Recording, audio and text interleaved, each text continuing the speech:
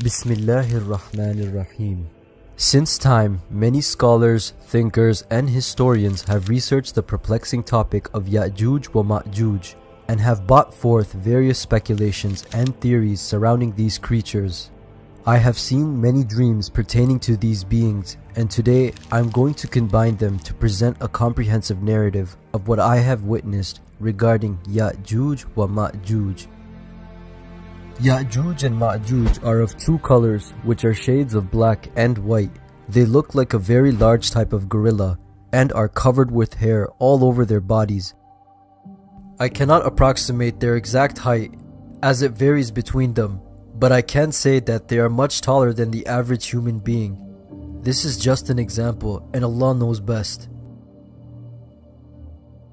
Yajuj Majuj have incredible strength, stamina, and speed, and they run on two legs, albeit when they want to jump into the air, they use all four limbs. Take a look at this picture. This is the closest example I can give of what I have seen Yajuj Majuj to look like. I am not sure as to the specific location of Yajuj and Majuj. Allah knows best if they are located in the Caucasus around the Daryo Gorge, or the mountainous borders of Kazakhstan and Uzbekistan, or if they are located in Russia somewhere in the north. I did see, however, that the mountain was very tall, steep, sharp, and is very difficult to climb. To paint a clear illustration, I would compare this mountain to the Naga Parbat mountain of Pakistan, nicknamed the Killer Mountain as it is notoriously difficult to climb. Yajuj Majuj live in a great big hall underground with a high ceiling which they cannot climb. To get to this hall, there is an opening in a mountain which leads into a huge tunnel, which eventually leads to their abode.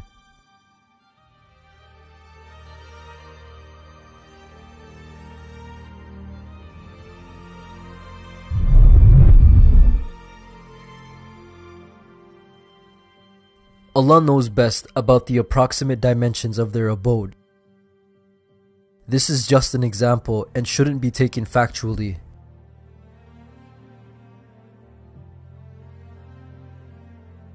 The hall that Yajuj Majuj live in has holes in the ceiling, so they have access to oxygen and sunlight.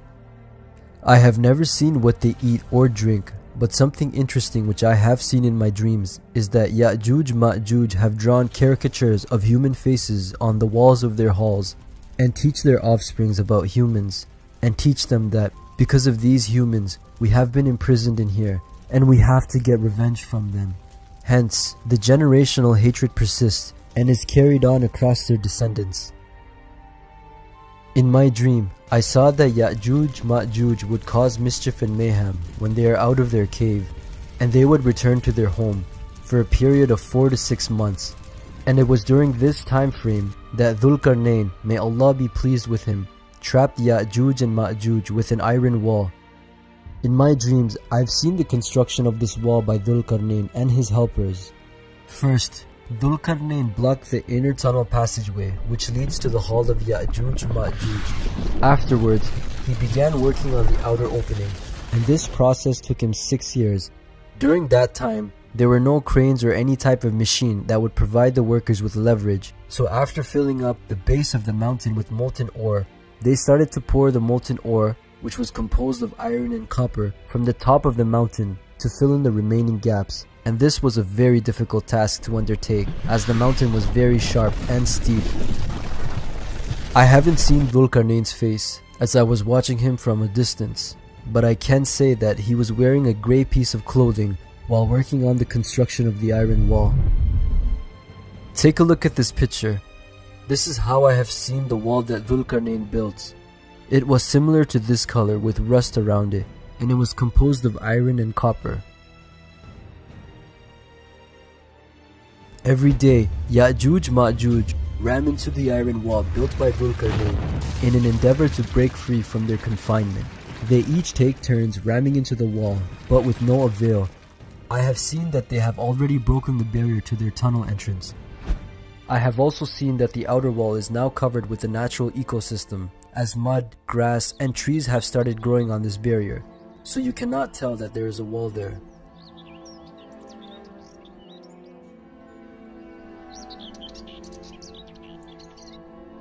A few weeks before Yajuj and Majuj come out, the worst war of humanity takes place with the Jaw, and almost all the ammunition was finished in that war.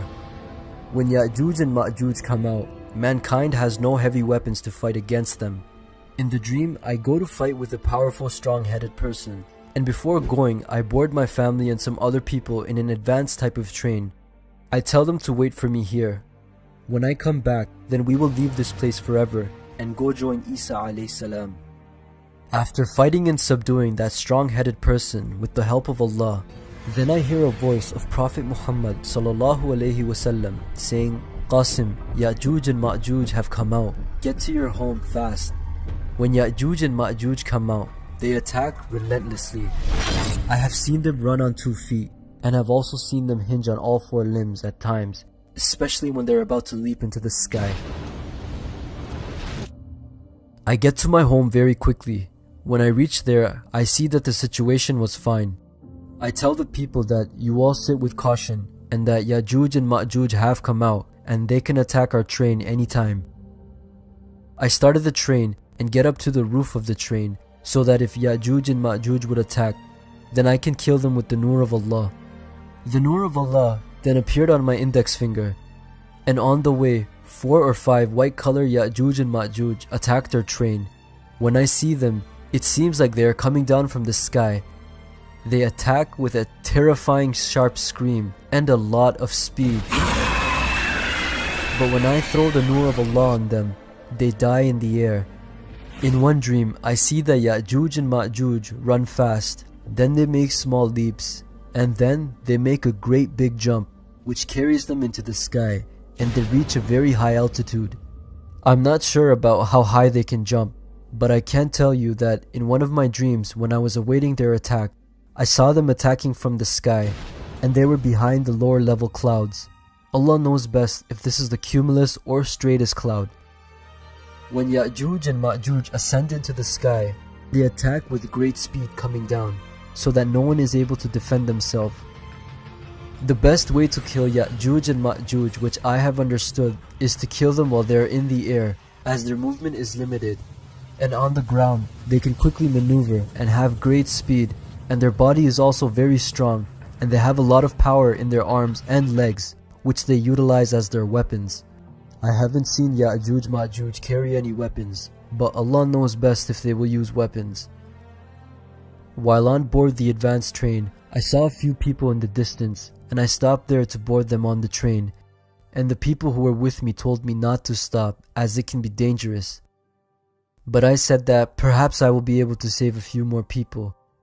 And just as I stopped the train, black-colored Yajuj and Majuj attacked, and since it was night, it made it very difficult for me to spot them. But I was able to subdue them with the Nur of Allah, and the people who were with me were saved with the mercy of Allah, and there was no damage to our train. But those people whom I stopped for were killed, and the people said that, "Qasim, you will get us killed while trying to save a few people." And I said that, "You are right, we shouldn't take the risk."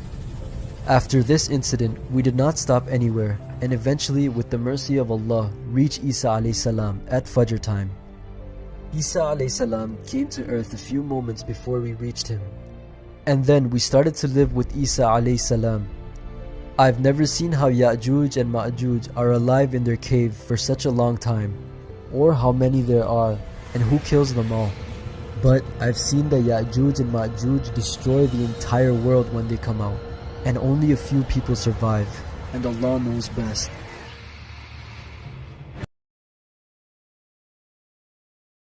ثم أتبع سببا حتى إذا بلغ بين السدين وجد من دونهما قوما لا يكادون يفقهون قولا قالوا يا ذا القرنين إن يأجوج ومأجوج مفسدون في الأرض فهل نجعل لك خرجا على أن تجعل بيننا وبينهم سدا قال ما مكني فيه ربي خير فأعينوني بقوة أجعل بينكم وبينهم ردما آتوني زبر الحديد حتى إذا ساوى بين الصدفين قال انفخوا حتى إذا جعله نارا قال آتوني أفرغ عليه قطرا فما استطاعوا أن يظهروه وما استطاعوا له نقبا قال هذا رحمة من ربي فإذا جاء وعد ربي جعله دكا